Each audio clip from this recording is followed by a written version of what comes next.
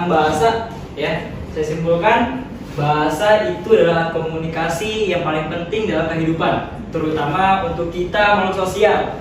Sebagai manusia, kita untuk berhubungan sama makhluk sosial, ya, itu harus menggunakan bahasa.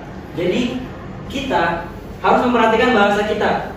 Bagaimana cara kita mengucapkan bahasa, tutur kita bahasa kita gunakan negatif atau positif, itu harus diperhatikan, ya. Baik, mungkin ini saja bisa saya sampaikan. Kalau ada pertanyaan, silakan. Saya Pak. Baik, kepada siapa? Saudara Ahmad Nopal. Ya betul. Silakan pertanyaannya. Adalah apakah sandi Morse dalam pramuka termasuk komunikasi verbal atau non verbal? Baik. Tadi pertanyaannya apakah sandi Morse itu termasuk apa? Non verbal atau verbal, ya? Ya, betul. Karena sandi Morse itu merupakan isyarat, ya, dia termasuk non verbal, ya. Karena non verbal itu dilakukan dalam bentuk isyarat, kecuali verbal. Kalau verbal itu merupakan dengan bicara, ya. Jadi pertanyaan Anda itu jawabannya adalah tentang non verbal. Jadi sandi Morse termasuk dari non verbal. Bagaimana? Kejawab? Ya. Kan. Baik. Melanjutkan pertanyaan kedua. Sekarang saya akan buka pertanyaan ketiga. Mungkin dari teman-teman semua ingin bertanya tentang pertanyaan ketiga? Izin bertanya. Baik, kepada saudara Ibnu Akil, silakan. Apakah perubahan bahasa bisa diamati? Baik, saya akan ulangi pertanyaannya. Apakah perubahan bahasa bisa diamati?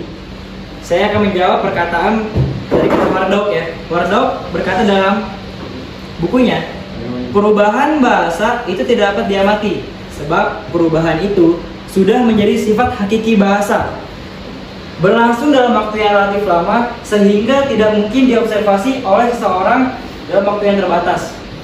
Itu perkataan dari Wardock. Apakah menjawab? Kurang menjawab. Baik, mungkin dari teman-teman semua yang menambahkan. Saya izin menambahkan. Baik, menindaklanjuti jawaban dari saudara Ray, perubahan bahasa memang tidak dapat diamati karena terjadi dalam waktu yang tidak dapat ditentukan. Tapi bisa dibuktikan dengan adanya perubahan-perubahan serta peninggalan-peninggalan naskah kuno yang ada pada zamannya, sehingga perubahan bahasa tersebut bisa dikatakan ada tapi tidak bisa diamati. Mungkin sekian. Baik, apakah saudara Ibnu Akil puas dengan jawaban Maulana Syifa? Sangat puas. Terima kasih. Baik. Apakah perubahan bahasa bisa diamati atau diobservasi? Jawabannya itu tidak. Kenapa? Karena perubahan itu sudah menjadi hakikat dalam sebuah bahasa. Nah, di mana bahasa itu akan berubah seiring berjalannya waktu, berkembangnya zaman, gitu. Nah, maka bahasa itu tidak mungkin diobservasi dalam jangka waktu yang relatif terbatas gitu. Jadi karena perubahan bahasa ini seiring berjalannya waktu akan berubah, maka tidak mungkin ada seseorang yang mampu mengobservasi perubahan bahasa tersebut. Karena relatifnya pasti butuh waktu yang sangat lama untuk mengobservasi perubahan bahasa. Karena sudah terjawab di pertanyaan keempat, saya akan buka pertanyaan lagi untuk pertanyaan kelima. Mungkin dari teman-teman semua ingin bertanya tentang pertanyaan kelima? Saya persilakan. Tidak. Cukup semua?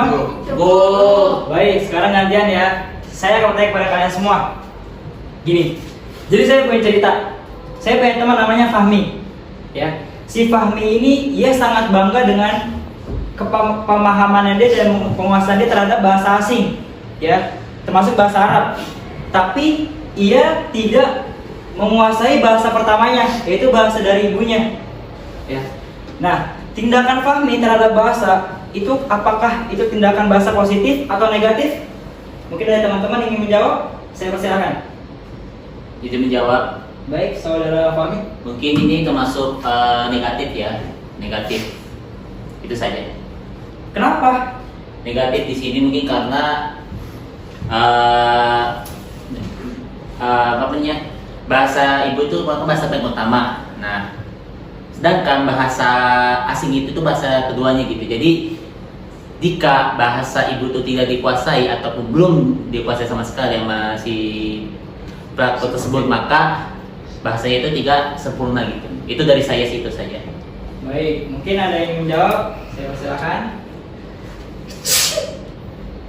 Ada yang ingin menjawab? Sudah? Cukup. Oke, saya akan menambahkan ya. Jadi dari si Fahmi ini sebagai pelaku ini dia termasuk tindakan negatif. Karena kenapa? Karena yang mana bahasa ibu adalah bahasa pertama, sedangkan bahasa asing itu termasuk dari bahasa setelah bahasa kedua. Ya. Kenapa dia bisa lebih bangga? Itu termasuk dari negatif. Kenapa? Harusnya dia tuh lebih bangga kalau dia lebih paham bahasa pertamanya dari bahasa ibunya. Tuh. Jadi dia harus berurutan. Bahasa pertama dia harus paham dulu, bahasa keduanya baru bahasa asing. Nah, itu jadi dari pertanyaan tadi. Baik, sudah paham semuanya? Sudah paham semua. Baik, untuk sesi sekarang saya akan tutup ya. Untuk semuanya silakan membaca doa kafaratul majelis. Subhanallahumma wa bihamdika asyhadu an la ilaha illa anta astaghfiruka wa atubu ilaik. Terima kasih atas perhatian dan semuanya. Saya ucapkan jazakallahu khairan. Bila fisabilillah fastabiqul khairan. Assalamualaikum warahmatullahi wabarakatuh. Waalaikumsalam warahmatullahi wabarakatuh.